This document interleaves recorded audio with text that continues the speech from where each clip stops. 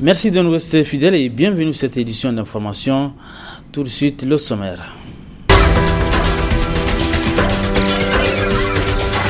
Campagne agricole 2014 s'installe lentement avec beaucoup d'espoir du côté des agriculteurs. Reportage dans ce journal.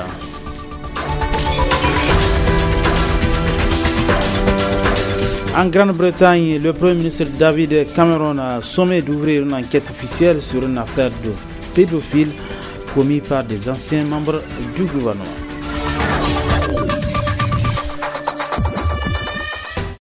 Mesdames, Messieurs, bonsoir, bon retour de jeunes et bienvenue à cette édition d'information que nous débutons avec ce communiqué de presse conjoint. Ministère des Mines, Areva, le gouvernement nigérien et Areva ont signé le 26 mai dernier un accord de partenariat stratégique. L'État du Niger et Areva se donnent les délais nécessaires pour finaliser les modalités de mise en œuvre de différents points de l'accord. L'État du Niger et Areva confirment la validité de la loi minière 2006 et qui permettra de poursuivre un partenariat stratégique et durable pour les deux parties. Fait à Niamey le 7 juillet 2014, c'était là un communiqué de presse conjoint signé Ministère des Mines et Areva. Nous y reviendrons dans nos prochaines éditions d'information. Campagne agricole 2014, elle s'installe progressivement sur l'ensemble du territoire national. Les pluies enregistrées récemment augurent donc un bon début d'hivernage. Le reportage est signé Bibalawali. Point d'inquiétude pour les paysans, ceux qui hésitent encore peuvent maintenant s'aimer. La saison de pluie est installée définitivement au Niger, comme en témoignent les précipitations enregistrées ces 2 derniers jours dans les différentes localités du pays. Avec le système qui a passé depuis avant-hier, depuis samedi, que le système du Sud-Tchad a évolué jusqu'à nous aujourd'hui. Et donc on peut évidemment dire qu'on peut parler maintenant d'effectivité, n'est-ce pas, du démarrage de la saison, dans la mesure où nous avons vu un balayage pratiquement de la zone sud du pays, mais que les jours à venir, effectivement, la mousson va se maintenir et même se renforcer.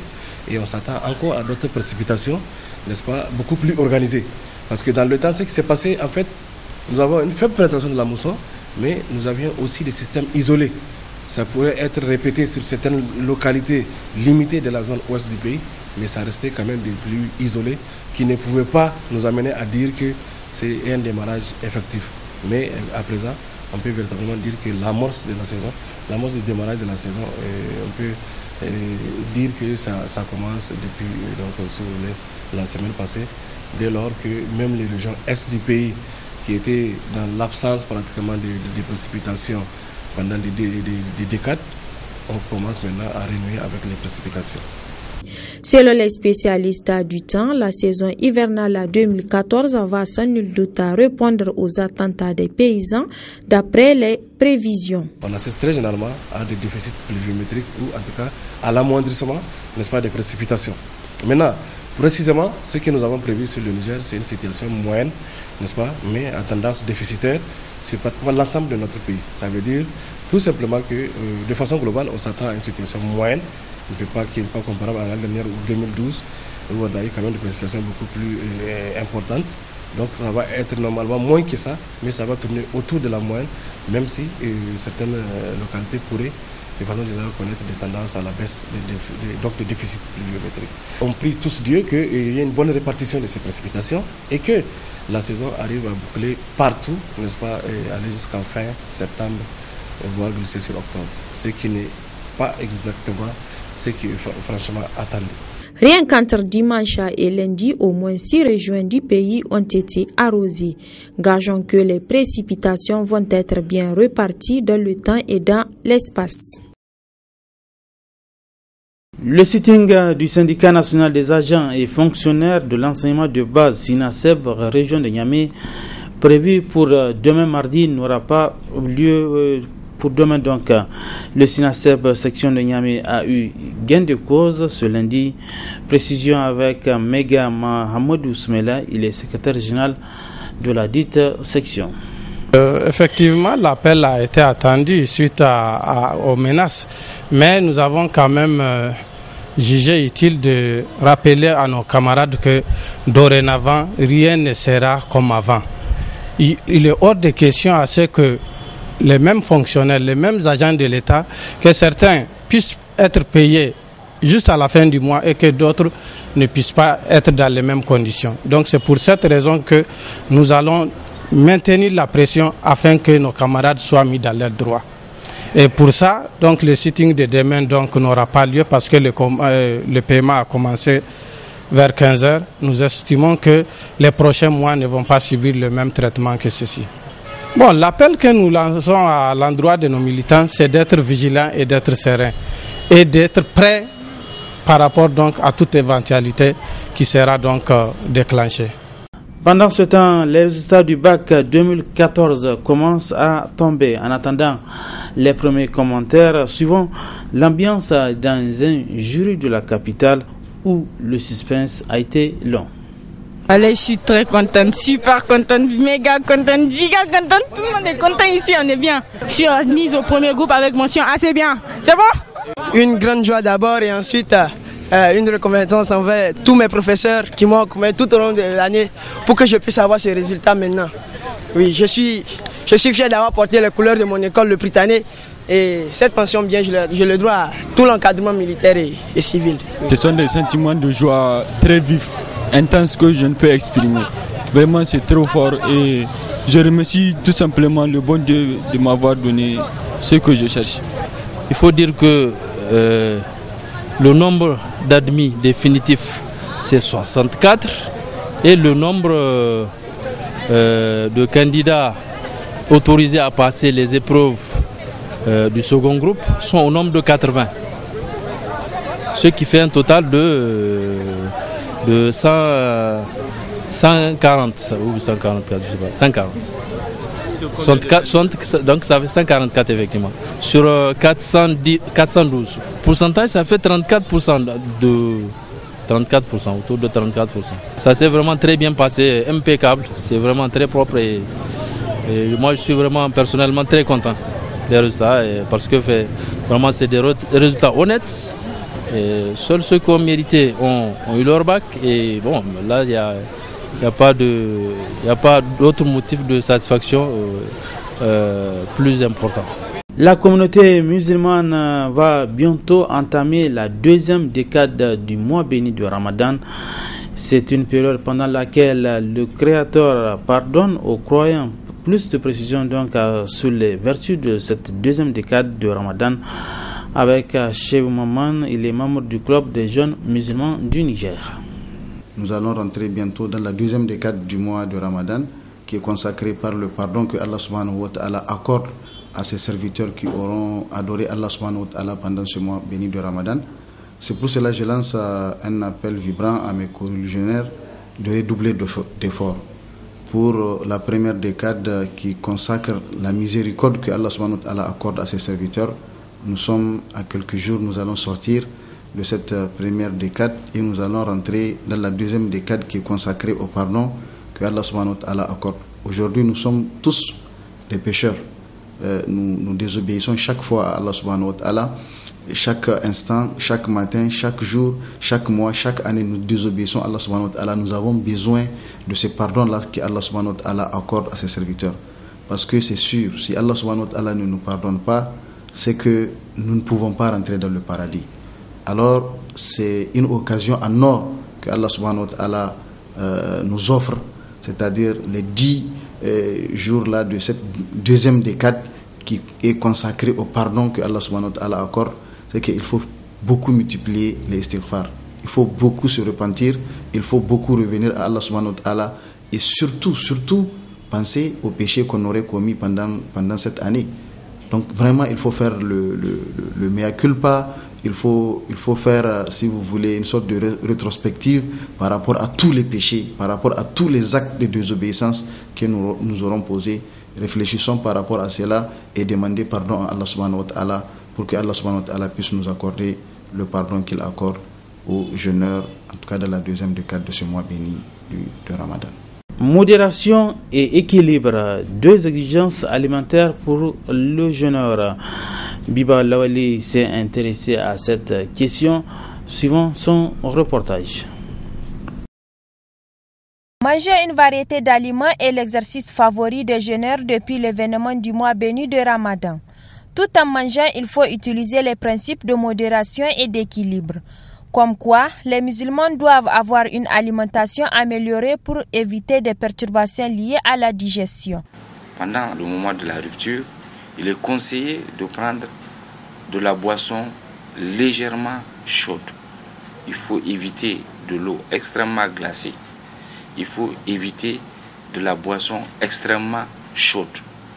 De préférence, si on peut faire avec du thé léger ou si on peut faire de la boisson chocolatée ou bien de la bouillie, il est souhaitable de prendre vraiment de la boisson légèrement chaude. Ceci va avoir pour conséquence de mettre en branle le mécanisme physiologique et de permettre une bonne assimilation des aliments. Donc c'est extrêmement important de boire quand même de la boisson assez chaude, mais pas brûlante, et de pouvoir aussi éviter les boissons extrêmement froides au moment de la rupture. Que ce soit au souhour ou à la rupture, Dr Hima Maman conseille aux jeûneurs qui souffrent de maladies de prendre des dispositions pour éviter des crises. Un insuffisant rénal ne peut pas jeûner. Pour les personnes hypertendues, il y a plusieurs types d'hypertension. Donc nous leur demandons, avant le début du carême, normalement de faire des examens et de contrôler le chiffre tensionnel et de réadapter la prise de médicaments.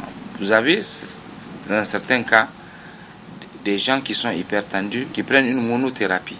C'est un comprimé par jour. D'autres, c'est 2 périodes d'administration. Ça peut être un comprimé matin et soir. Donc ces personnes, normalement, sous le contrôle du médecin, elles vont consulter bien avant le carême et on va procéder à une modification de l'heure de prise des médicaments et du type de médicaments qui, dans certains cas, ont réussi à retrouver vraiment une forme de compensation qui va leur permettre de pouvoir faire le jeûne sans problème. Le système digestif de l'être humain exige une alimentation saine et équilibrée. C'est pourquoi, même quand l'alimentation est conseillée, il ne faut pas en abuser. Car, dit-on, l'excès de tout est nuisible. Avec le ramadan, il faut surtout manger des plats liés aux spécificités du jeûne. Et puis, cet appel, ou si vous voulez, ce cri de cœur d'une femme dont 2 de ses enfants développent une maladie mystérieuse après leur sevrage. Nous sommes dans un mois de bonnes œuvres. La femme et ses enfants demandent de l'aide pour sortir de cette situation, de cette épreuve très difficile. Le reportage de Dantofo Nasser et Halidou Bourema. Ranatou Mustafa, vous vous souviendrez, a passé sur certains médias, c'était en 2012. Cette femme d'une trentaine d'années vit depuis plus de 12 ans de mariage des dures épreuves de la vie. De quoi s'agit-il? Cette maladie intervient juste après le sévrage. Je ne sais pas ce quel genre de maladie. Même quand je les amène à l'hôpital, c'est juste les ordonnances. Ils ne disent rien.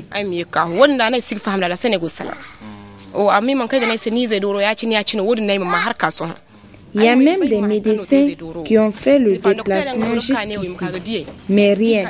Moi, j'aimerais savoir c'est quoi le problème. Lors de sa dernière sortie médiatique, Ali, son premier fils, était encore vivant, mais a finalement succombé de cette horrible maladie par manque de suivi à l'âge de 7 ans. C'est cette maladie qui a tué mon premier fils Ali. Regardez, c'est les mêmes symptômes qu'Ali. Imran, lui, n'arrive même pas à manger. Et Aïchat aussi. La maladie se développe à partir de sa tête.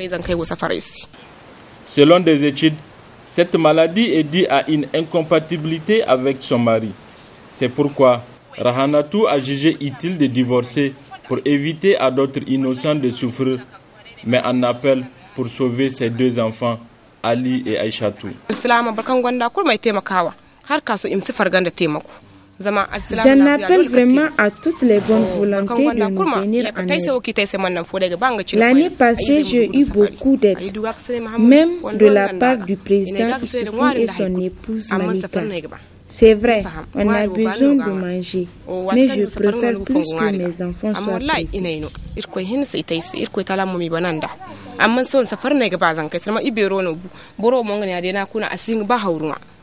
Rahanatou n'a d'autre espoir que vous et espère que la sensibilité des plus hautes autorités de ces pays soit atteinte pour sauver Ali et Aïchatou.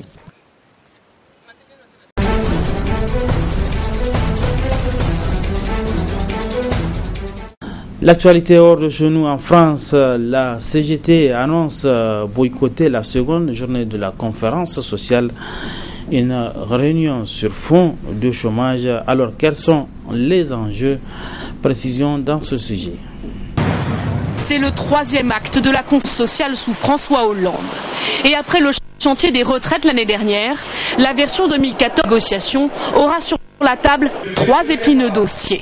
Premier d'entre eux, l'emploi. Le gouvernement veut appuyer la mise en œuvre du pacte de responsabilité. 4 milliards d'euros de baisse de charges pour les entreprises qui doivent en échange créer des emplois. Mais pour les syndicats, patron ne joue pas le jeu. Il y a 5 millions de chômeurs. Il y a 8 millions de personnes qui vivent en dessous du seuil de pauvreté de pays. Il faut que l'entreprise revienne à ce qu'est sa fonction première, c'est-à-dire embaucher et investir. Pour tenter d'enrayer le chômage des jeunes, le gouvernement espère ouvrir un autre pied, celui de l'apprentissage. Un peu de théorie et beaucoup de pratique. Ces contrats ont la réputation d'offrir une meilleure insertion aux jeunes, mais le nombre de nouveaux élèves ne cesse de baisser, moins 8% en 2013. Pour le patronat, il faut agir vite. Ces jeunes n'ont plus d'emploi, n'ont pas d'emploi. Donc il manque qu'on modifie ce qui a été mis en place il y a 1 an et demi. J'avais averti le gouvernement à l'époque pour leur dire on va dans le mur et on y va. Donc il faut absolument qu'on fasse des ouvertures. Autre dossier certainement le plus explosif, celui des seuils sociaux. Ils obligent une entreprise à élire des délégués du personnel à partir de 11 salariés ou à mettre en place un comité d'entreprise et un CHSCT à partir de 50. Gouvernement et patronat veulent assouplir ces règles, mais pour les syndicats, hors de question d'y toucher. En Grande-Bretagne, une centaine de dossiers traitant d'actes pédophiles commis dans les années 70 et 80 par des membres du gouvernement mystérieusement disparu. Le Premier ministre David Cameron est sommé d'ouvrir une enquête officielle sur cette affaire. Y a-t-il eu un réseau de pédophilie à Westminster? La question agite le monde politique britannique. Au centre de l'affaire, la disparition mystérieuse de 114 dossiers relatant des soupçons d'abus sexuels sur mineurs, commis dans les années 70 et 80 par des membres du gouvernement et députés. Pensez-vous qu'il y a eu une opération de camouflage il y a 30 ans?